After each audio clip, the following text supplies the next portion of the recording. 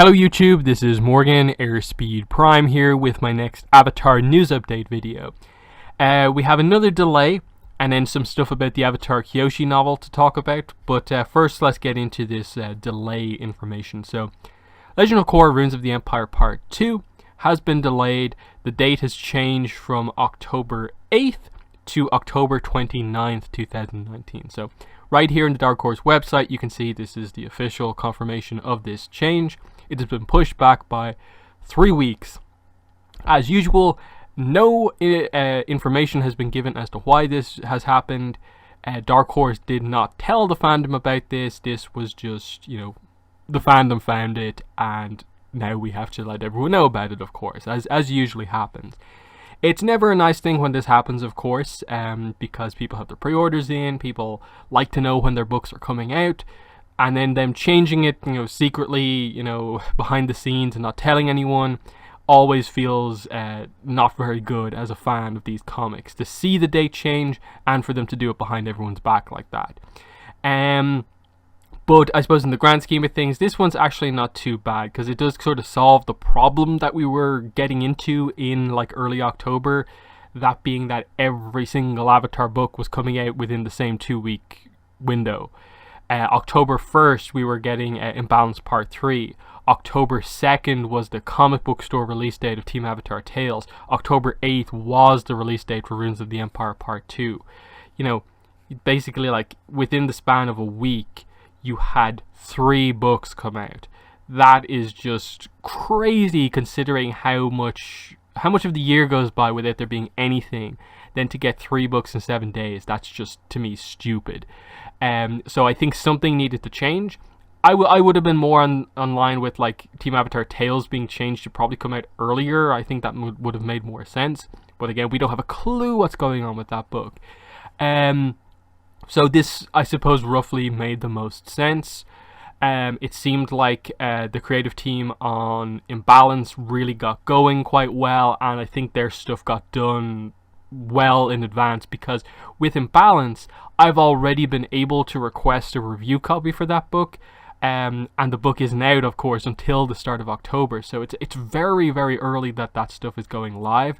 I haven't been approved yet. I think last time it took a bit over a week for me to get the actual review copy, so I'm hoping I get approved for it this time, and we'll see just how early it is that we can get a review copy for this book. That should be exciting. So it's interesting to note that, look, that book is done right now. That book is done if review copies are basically ready to go out. Imbalance is done. I don't think the delay on Ruins of the Empire has anything to do with the book being complete or not complete. It probably is more down to marketing reasons, because this tweet here from Rachel Roberts, who is an editor at Dark Horse, and she specifically does the Avatar and Korra books. You'll see her name on the kind of credits pages at the start of the books. Here's something she posted on Twitter just not that long ago, actually, 6th of June. Publishing pro tip: don't schedule all your books for holiday fall windows, no matter how much the marketing department wants you to, because you will want to curl up in a fetal position and sleep forever when all your books are due in the same 2-week period. And that is exactly the case, as was the case with the Avatar and Korra books prior to this date change. 1st, 2nd, 8th of October, all the Avatar books, all out at that time. She is the editor on all of those books, so she had to edit those books to be out for that date. So maybe that is part of it, but I also think part of it is just, you have only a handful of books to release every year. Why are they all coming out at the same time? Why are we allowed to go, 4+ months with no new book, yet we can get multiple within a week? To me, that's always been the problem. So this definitely, I think, helps things. We still are getting 2 books in October, because I assume they're not going to change the dates on Imbalance or Team Avatar Tales again. So those 2 books are still going to be coming out in around the same time.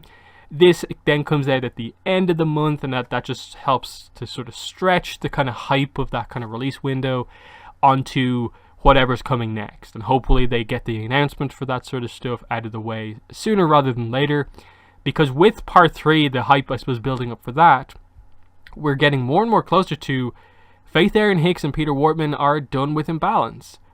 What's happening with the next Avatar comic? Is Faith Aaron Hicks sticking around as the writer? Is Peter Wortman sticking around as the artist? We don't know. They need to announce something sooner rather than later.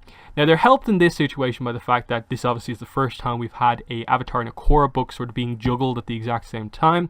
So they still have the whole kind of hype build up into like Ruins of the Empire Part 3 to go on. But I hope they're well organized for the next Avatar book and they have that ready to go. And it's not just a case where we're waiting ages for that. But that's the situation that we're in. I think it helps me as like a content creator.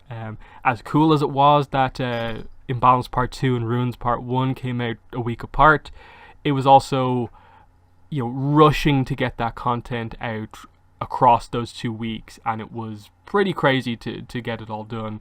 It would have been so much more relaxed and kind of been able to enjoy the content more if it was just a little bit more separated. So next we'll move on to a lot of Rise of Kyoshi stuff. First up, the author here, FCE, got the book in his hand. So this is our first look at, I suppose, a physical copy in someone's hand. It is just the cover, but it's nice to see that, you know, he has it. It's looking much more like a book here with this angle.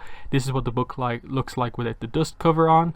And I think it looks really cool, the black and the gold, and the kind of more simplistic kind of cover with it taking off is really, really nicely done. So it looks like a really, really nice book.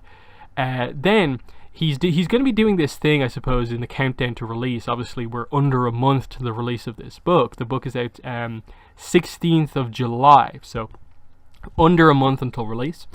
He says here, to count down the time until Rise of Kyoshi is out, I'll be posting some interesting tidbits about this chapter of the Avatar universe. Today I can share to you the awesome Rise graphic, which is this kind of animated version of the cover, and plus the name of book 2. So the second book, which is the final book in the Kyoshi series of novels, is The Shadow of Kyoshi. Now, obviously a much darker one. We have the Rise, so getting her to being the legend, I assume. And then the Shadow is either the darker second stage of her rise or potentially covering some of the stuff we already know about that is a bit darker in tone. Chin taking over, what happens with the Earth King, with the Peasant Uprising. That'd be really nice to see, but we'll discuss that a little bit later on with something else in this video. The second update he posted here was this. Working with Mike DiMartino on Rise of Kyoshi was not only a deep dive into the lore of the Avatarverse, but also a masterclass in storytelling.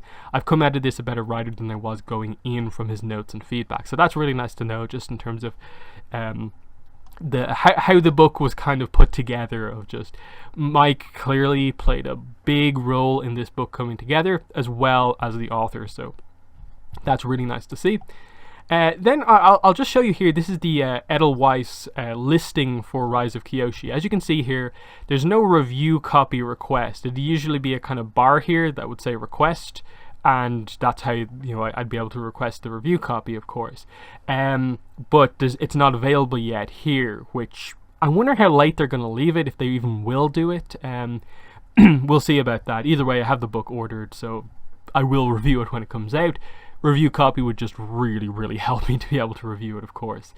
But yeah, they about a week ago, I think, actually posted up all of this stuff. This is kind of like these digital kind of marketing packages almost that they're kind of sending out to publishers to put up on their websites to really hype up the book. You can see all the different sizes. Some of them are just images. Some of them have different amounts of information on them. All have the sort of hype package here, you know, pre-order now, Mike DiMartino. But also they have these two here, down here, these two links. The pre-order bookseller guide and also a letter from FCE. So let's look at the pre-order guide here, bookseller guide for generating excitement for the book. So, you know, this is the publisher going all out with the marketing here, really trying to hype up this book in the store. You know, display your poster somewhere prominent, find a place, you know, to have them shelved. The e-blast included, I assume that's a lot of that stuff. You know, the banner ads, hashtag Rise of Kyoshi, and FCE's social at Peak Beyond. It's actually at YeBook Author maybe he changed it since then, or this is something different. I'm not sure, but either way, that's something. That's probably that probably is actually something different. I think there's a comma here, so it's a list of stuff. Readers who are already fans will like this book, and also, as you can see here, fans of LGBTQ plus stories. I think that pretty much confirms that they will be at least talking about that to some degree within the book, the fact that she's bisexual. So no worries about that, I assume. How much of a focus they'll put on it, I suppose, is going to be the interesting thing, but I think that means they'll at least, it's present in the story. It's not like going to be hidden or anything like that. Here's the letter from FC Yi. It's obviously written to Bookseller, but I think it's an interesting one for sure. Because there's a few things I think are worth talking about here. So I needed a very long period of axe sharpening before I could start writing The Rise of Kyoshi. The last Avatar The Last Airbender series shows a pretty clear view of the curt to the point type of person she is as an adult. And the internet has had fun with her no-nonsense image, turning her into a bend 'em all into the ground and let the spirits sort 'em out meme. While it might have been fun to deliver a book of nothing but Kyoshi steamrolling her opposition, it would have been indulgent and would not have made for a good story. I agree with that. I think a lot of fans do oversimplify Kyoshi as a character and only see her as the brutal, to the point, always the one to go for the big, defeat them solution, without, I think, taking into full account the full context that there is to a lot of the pieces that we know about her. So, I wanted people who weren't familiar with the show to track a young person's growth into the greatest role of responsibility this universe has to offer, and to be able to see her trepidation along the way. Rather than having this book check boxes on the known parts of her history, I wanted readers who were familiar with Avatar The Last Airbender series to see the events of her younger life and understand how it made sense that she became who she became. After that long period of thinking, I decided to write a book about Kyoshi's intensely personal motivations. Was the best way to appeal to those two segments of readers, the newbies and the hardcore fans at once.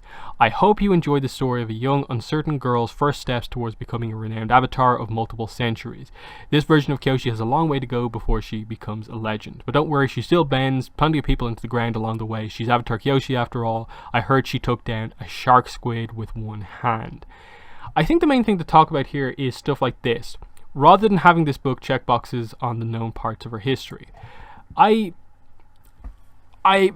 maybe it's just me, but maybe I'm interpreting this the wrong way, but I've always been a little annoyed at how from the get-go they are promoting this book on the basis of read this book because Kyoshi is such an interesting character and we know this, and this about her. And those points are basically given as bullet points. And in the grand scheme of the story, most of what we know about Kyoshi already is pretty much just bullet points. There is not a lot of depth there, as I think the author sort of points out. We have the whole Chin the Conqueror stuff from Avatar Day. We have the Escape from the Spirit World thing about the peasant uprising. We know little facts here along the way, like she has a daughter named Coco and this and that. She creates the Dai Li, she creates the Kyoshi warriors. But, we don't know the full details behind all of that, because Avatar Day treats the whole Chin the Conqueror thing as a little bit of a joke. There's a serious aspect to it, but it's she still, airbends his clothes off. It's still more or less insulting Chin that, he only died because he, stood his ground on the side of a crumbling cliff and stuff like that.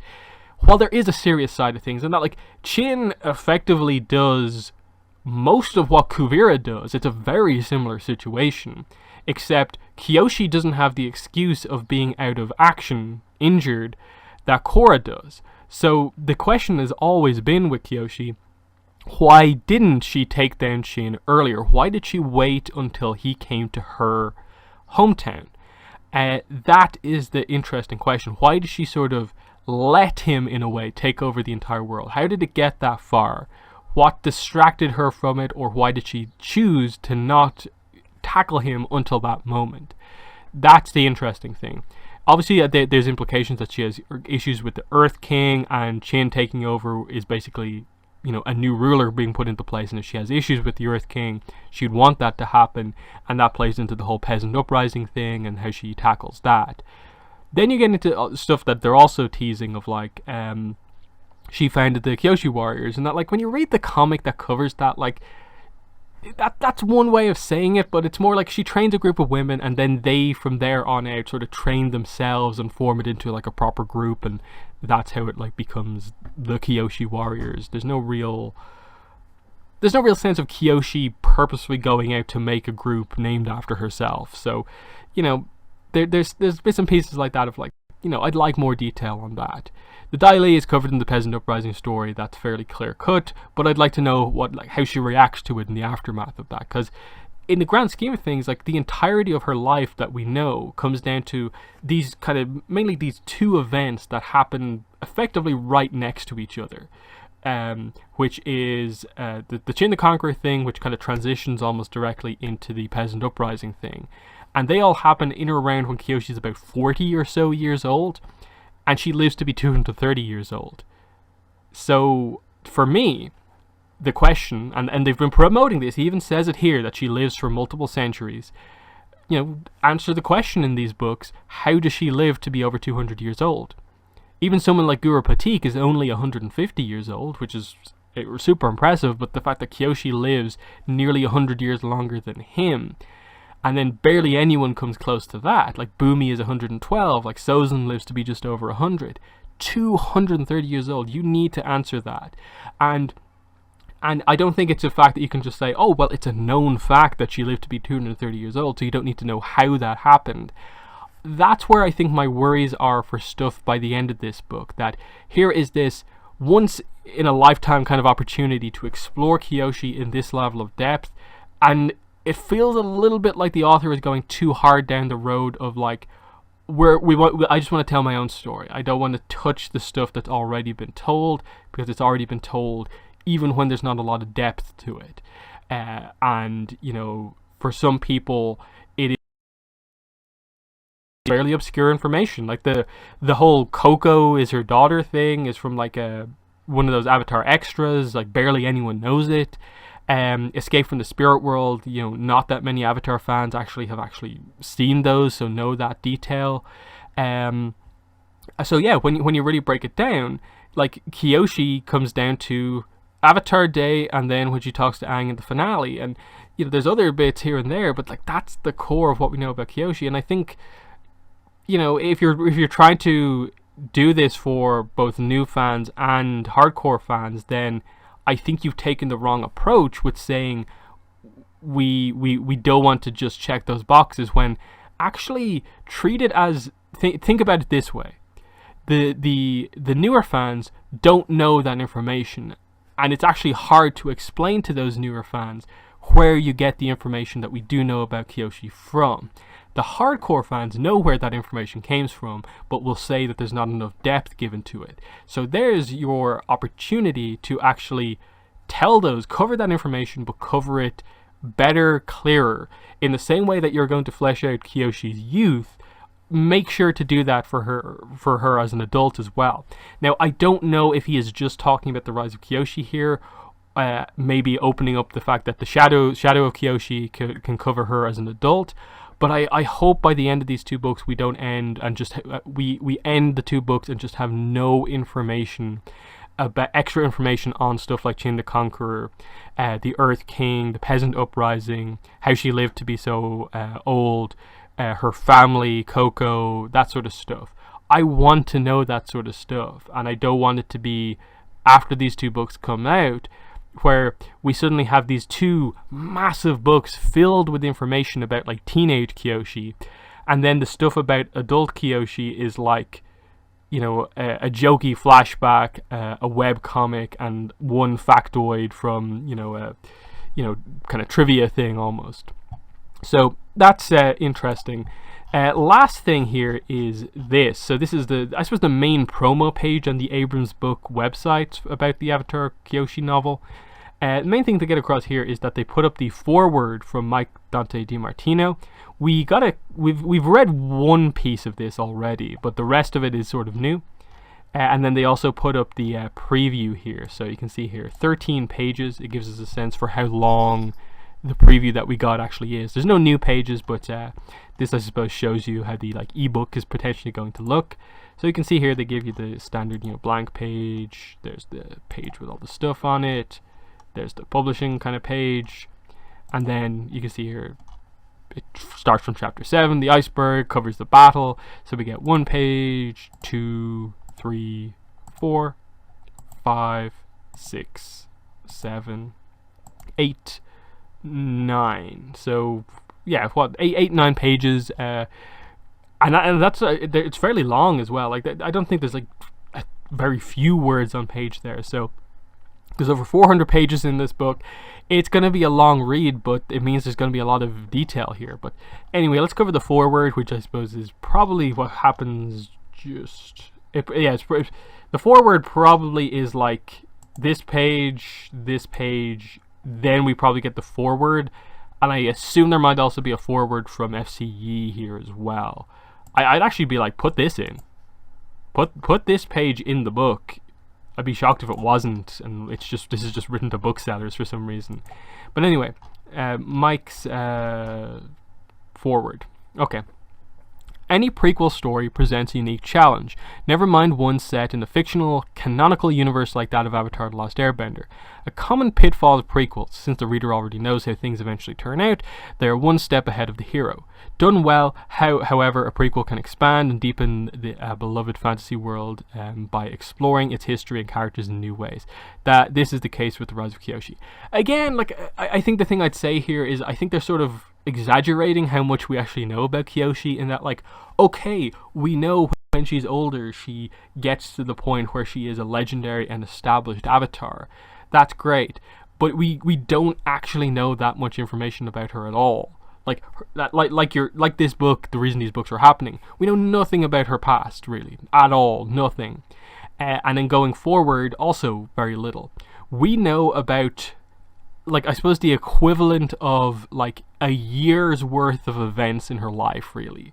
That's how much it is when you break it down. A character who lives to be 230 years old, we know of events that take place over the course of maybe like 2 or 3 years of her life, and a hint about stuff that happens in other years. So I think that's just important to get across in all of this, that they're acting like we know tons about adult Kyoshi when we really don't. Readers familiar with the original Nickelodeon series might recall that Avatar Kyoshi was a legend, even among the impressive pantheon of avatars, but how did she become a woman dedicated to fighting injustice throughout the world, and why was she so feared by her enemies? These were the questions left unexplored. In my first talks with FCE, we discussed a few possible plot points, but also asked ourselves, what character is Kyoshi, what drives her, what kind of events in her past could have caused her to develop into such a legendary figure? I didn't envy Yi the challenge of tackling these questions. I knew he'd have to play within the conventions of an already established world, while simultaneously marking it with his own creative stamp. And the Avatar universe has no shortage of must-haves. First, you must have an avatar. That's what the Avatar is, of course. The spirit world, conflict with the water tribes, Earth Kingdom, Fire Nation, air nomads. Avatar can't do it all alone, and thus must have a core group of teachers and friends, a team avatar as we like to call it. Political conflict is also a must. Where there's a world war or revolution, the Avatar inevitably ends up at the center of the fight before he or she is ready, and of course there's never a shortage of epic bending battles. This then is the section we already read about, this whole great conceit and Yi's behalf. When he read it and stuff like that, he couldn't be more excited about it. So yeah, we got the second half of this, but we didn't get the first half of it. That's nice to know, definitely, for sure. And that's what I have to say about this book overall. Review copies are not yet available for this, but I do have it ordered. I am very, very excited for this book to finally come out. We're under a month away, so we're getting close to release. I am overall super, super excited for this. My only fear, and it's more of a fear about like both of these books, like the series overall, is that we get through them all and we don't have all the information that we want about Kyoshi. That they have potentially overcorrected from like what some of the pitfalls that they maybe presented, and focused so much on her youth that we don't actually get any extra information about her as an adult. That they almost see the adult version of Kyoshi that we see like 2 or 3 times as being, we know her as an adult, when we don't. And that's the pitfall that I hope they don't fall into, of just thinking that so much of that is covered when it is not. her as an adult is just as interesting as her as a younger character. I get the journey to her being the legend is absolutely something I want to know about. But don't forget about her journey as a legend, because she makes mistakes along the way. That is part of, I suppose, the nature of her giving advice in retrospect to Aang, is her reflecting on mistakes that she's made and helping Aang, I suppose, to realize that he too is allowed to make mistakes as an avatar. So yes, while people over exaggerate what character Kyoshi is, there's still hundreds of years of Kyoshi's life that we don't know about, and don't forget about that. So I just hope they don't fall into that trap of not telling us anything about her life beyond just her as a teenager. So yeah, that's been the update here. Definitely in the comments let me know what your thoughts are on another delay to the comics. Here we go. Ruins of the Empire Part 2. I think this one is a sort of helpful delay in that it separates the books a bit, but it's never great to have a delay, especially with the way Dark Horse do it. And then what are your thoughts? What's your hype level at for Rise of Kyoshi? But that's been the video. Thanks for watching, and bye.